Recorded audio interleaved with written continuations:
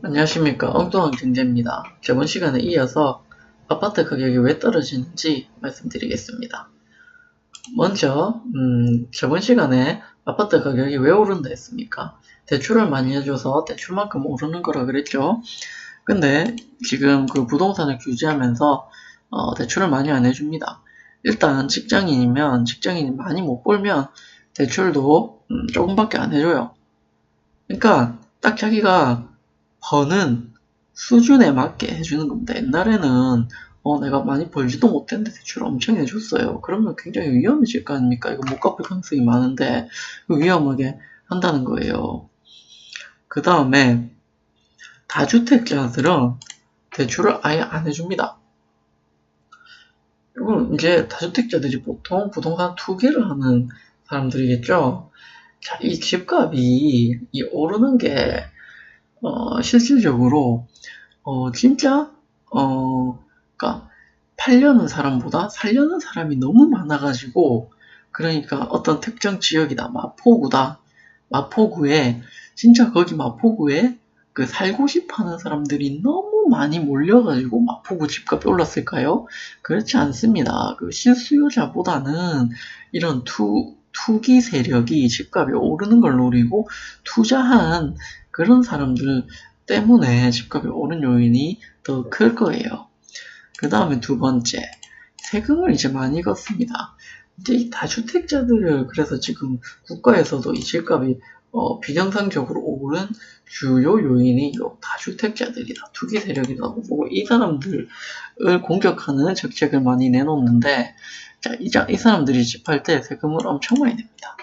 옛날보다 더 많이 내요. 그리고 집을 또 보유만 해도 기존에 보유하면서 냈던 보유세보다 훨씬 더 많이 내게 됩니다. 그러다 보니까 이 사람들이 이제 나가는 비용은 많이 나가고 이제 아파트는 안 오를 것 같고 이랬다 보니까 이제 파는 사람들이 많이 생기는 거예요. 자, 그 다음에 이제 심리적인 요인입니다. 심리적인 요인은 따로 설명드리면 먼저 이 파는 사람은 어떻게 생각할까요? 이 파는 사람은 이미 이제 집값이 많이 올랐다. 그리고 이제 대출도 안 해주는데 내가 이제 대출해서 비싸게 샀잖아요, 아파트를. 근데 이제 대출을 안 해줘. 그러면 이 집값이 안 오를 것인데, 안 오를 것 같은데, 야, 집값이 안 올라가면 내가 이제 대출을 이제 받아서 집으로 샀는데 이자가 계속 나가는 게 아까운 겁니다. 자, 이자가 되게 부담스럽고 이자만 부담스러우면 괜찮은데 세금도 많이 올라서 집값도 안 오르는데 비용만 많이 나가요. 응? 요런 심리가 있는 거고, 그 다음에 사는 사람은 이제 집값이 떨어질 것 같아요. 집값이 떨어질 것 같아서 야, 이거 내가 지금 집도 비싸서 근데 대출 내가지고 집을 사야 되는데 대출 내서 집 사는데 떨어지면 정말 위험하잖아요. 그래서 집을 안 사려고 합니다. 자, 그래서 지금 현재 정도 수준의 집값 하락이 있었는데, 하지만 이게 사실은 급격한 하락이 있지는 않을 것이다. 자, 왜냐면 자, 이제 파는 사람 입장에서는 지금 팔면 세금을 너무 많이 내요. 팔기가 참 부담스럽습니다. 그리고 아직까지는 그래도 우리나라 대출이 그렇게 많지만 그래도 좀 건전해서 그런 비용이 나가는 것에 대해서 아직까지는 견딜만 하다. 파는 사람 입장이죠. 그리고 사는 사람도 이게 이제 집값이 계속 떨어질 것 같진 않고 가격이 일정 수준 떨어지면 이렇게 살려고 준비를 하고 있습니다. 그래서 대기 수요가 있다는 거예요.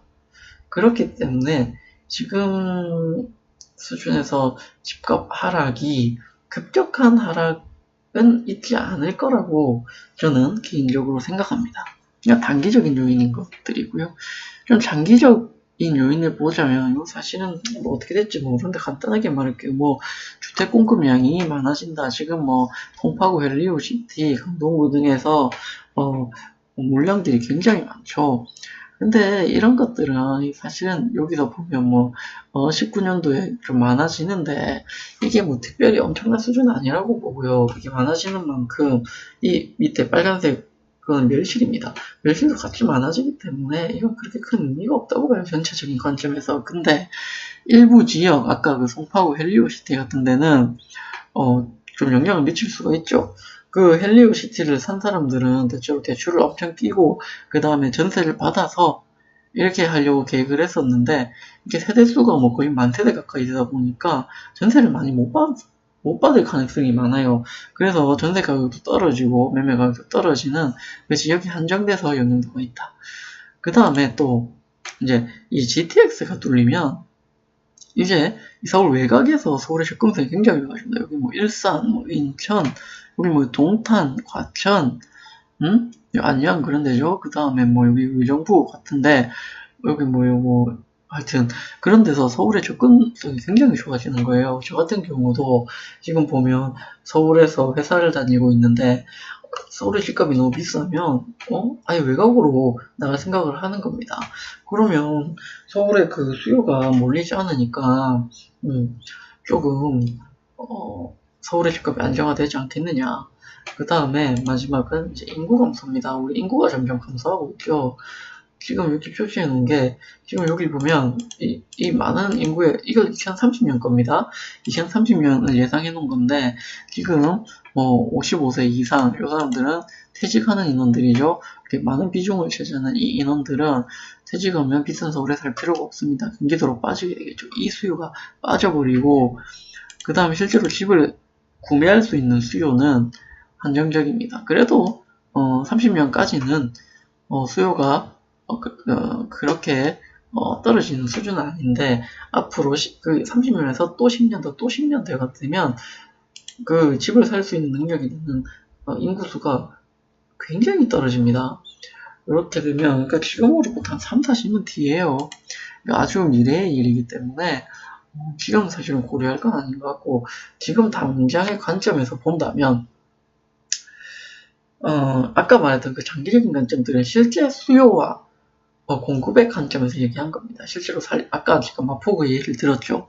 그런 관점에서 얘기한 거. 근데 현실의 집값이 비정상적으로 오른 것은 그 이유가 아니라고 말씀드렸죠.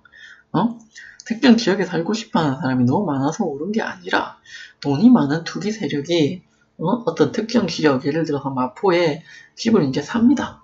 막 사서 그 다음에 언론 플레이를 합니다. 여기 오를 거예요. 여기 호재가 많고 지금도 지금 막 투자자들이 많이 집을 사서 오르고 있어요. 그러니까 가격을 올려놓으니까 이제 부동산이 오른다고 믿는 일반 사람들이 너도 나도 대출을 받아서 집을 사가지고 이렇게 부동산 가격이 많이 오른 거기 때문에 아까 말했던 장기적인 관점보다는 단기적인 관점에서 보는 게 더 합리적이겠다. 이렇게 보는 거죠. 자, 그러면 언제 아파트 가격이 폭락할까? 폭락. 자, 이것은 지금 현재는 제가 봤을 때 폭락의 가능성이 많이 없다고 생각이 들어요. 어떻게 될지 모르지만 근데 경제 위기가 온다면 이때는 폭락합니다.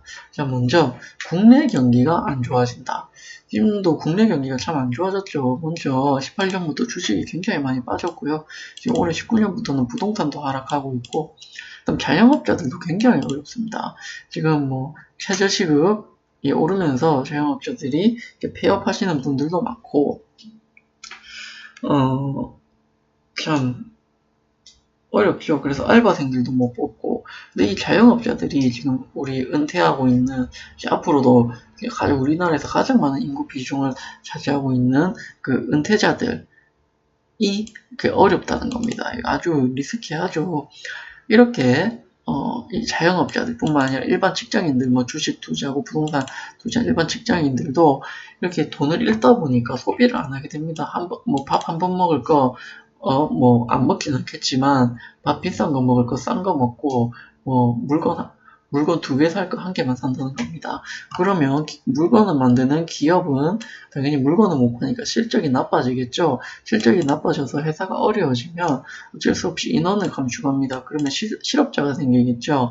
이렇게 실업자가 늘어나고, 그 다음에 투자해서 손실을 본 사람들이 늘어나고 자영업자들이 늘어나고 이렇게 살기 어려운 사람들은 아까 말했잖아요.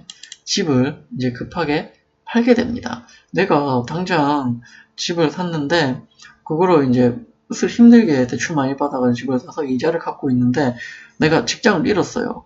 그러면 내가 이거 집을 못 팔면 파산하는데 대출을 못 갚아서 그러면 집이 경매에 붙여지는데 그것보다는 집을 급매하는 게 낫겠죠. 그 다음에 이 비싼 집들은 자영업자, 돈 많이 벌던 자영업자들이 또 많이 샀을 거예요. 근데 이 자영업자들이 경사가 안 되니까 또 똑같이 대출 받기 어려워가지고 집을 또 급하게 팔겠죠. 이 집을 급하게 팔다 보면 부동산이 하락합니다. 그러면 실제로 거주하는 사람들이 아닌 대출을 끼고 많이 투자를 한 사람들은 이 집을 또 급하게 팔게 돼 있어요. 내가 대출을 많이 냈는데 집값이 떨어져요. 버틸 수 있겠습니까? 내가 대출 내서 투자했는데 이 대출 낸 돈이 계속 까져요. 에? 내가 2억을 빌려서 그거 집을 투자를 했는데 집값이 떨어져가지고 집을 팔아도 1억밖에 회수를 못해. 그럼 빨리 팔아야겠죠. 그 이자도 나가는데. 그래서 부동산 하락하면 이 하락하는 것 자체가 일단 사람들이 또 부동산을 팔게 되는 요인이 됩니다. 그 다음에 두 번째, 세계 경기가 침체하는 겁니다. 일단 우리나라는 중국 경기 요동도가 굉장히 높아요. 근데 중국 경제가 어려워지고 있습니다. 이게 중국 경제가 디폴트라고 하긴 어렵지만 굉장히 요새 어려운 국면에 있죠. 미중 무역 경쟁도 그렇고 이게 진짜 어려워서 정말 디폴트 상태가 되면 좀 큰 위기가 올 겁니다. 중국뿐만 아니라 우리나라에 위기가 온다는 거예요. 예를 들면 중국에 이제 납품을 하고 있는 어떤 중소기업 사장님들이 중국에 경제 위기가 오면 납품 대금을 못 받을 수도 있고 이제 다음에 추가 계약을 못 하게 될 수도 있어요. 그러면 이 사람들 파산하게 되면 내가 돈을 막 투자해가지고 물건을 만들어서 납품을 했어. 근데 그 납품 대금을 못 받아버려요. 그러면 빚을 지게 되겠죠. 빚을 지게 되면 소유하고 있던 부동산 전부 다 경매 들어갑니다. 우리 혹시 영화 중에 국가 부도의 날이라고 보셨나요? 다음에 제가 한번 그런 것도 한번 리뷰해 드리겠습니다. 그거에 보면 이런 상황들을 하나 예시로 잘 볼 수가 있죠. 그 다음에 미국이 금리를 인상하는 겁니다.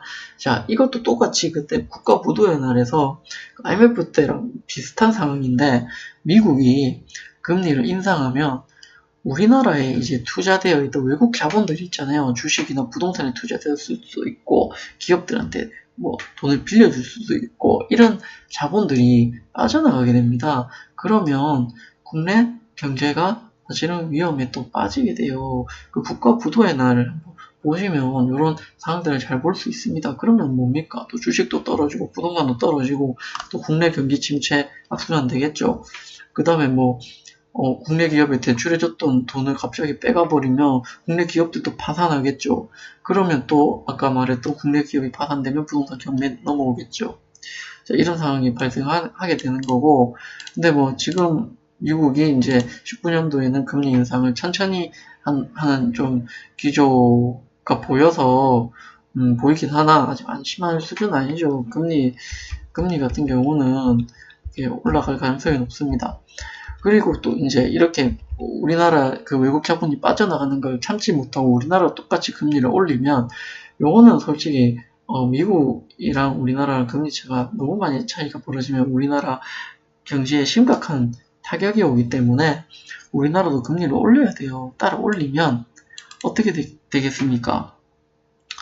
이제 대출을 받은 사람들의 금리 부담이 되게 높아질 거잖아요. 그러면 또 파산하는 사람들이 생기게 되는 거예요. 대출을 못 갚아서. 제가 오늘은 좀 뭔가 빠르게 좀 진행한 것 같은데 말을 최대한 쉽게 하는 게 제 이 동영상의 목적인데 혹시 조금 이해하기 어려웠다거나 그런 것들이 있으면 제가 다시 쉽게 한번 풀어서 설명을 하는 그런 어떤 영상을 한 번 더 찍겠습니다. 지금 여기서 말하는 뭐 국내 경기 침체, 뭐 세계 경기 침체, 미국 경기 인상 이런 것들도 개별 주제로 해가지고 추가적으로 또 영상을 올릴 테니까 제 영상 많이 시청 부탁드립니다. 오늘은 이것으로 마치겠습니다. 감사합니다.